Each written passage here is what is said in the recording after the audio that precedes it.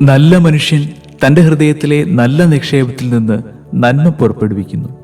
ചീത്ത മനുഷ്യൻ തിന്മയിൽ നിന്ന് തിന്മ പുറപ്പെടുവിക്കുന്നു. ഹൃദയത്തിന്റെ നിറവിൽ നിന്നാണല്ലോ അധരം സംസാരിക്കുന്നത്. നിങ്ങൾ എന്നെ കർത്താവേ കർത്താവേ എന്ന് വിളിക്കുകയും ഞാൻ പറയുന്ന കാര്യങ്ങൾ പ്രവർത്തിക്കാതിരിക്കുകയും ചെയ്യുന്നത് എന്തുകൊണ്ട്? എൻ്റെ അടുത്ത് വന്ന് എൻ്റെ വചനം കേൾക്കുകയും അതനുസരിച്ച് പ്രവർത്തിക്കുകയും ചെയ്യുന്നവൻ ആർക്കു സദൃശനാണെന്ന് ഞാൻ വ്യക്തമാക്കാം. ആഴത്തിൽ കുഴിച്ച് പാറമേൽ അടിസ്ഥാനമിട്ട് വീട് പണിത മനുഷ്യനോട് സദൃശനാണവൻ. വെള്ളപ്പൊക്കമുണ്ടാവുകയും ഒഴുക്ക് അതിന്മേൽ ആഞ്ഞടിക്കുകയും ചെയ്തു. എന്നാൽ ആ വീടിനെ ഇളക്കാൻ കഴിഞ്ഞില്ല.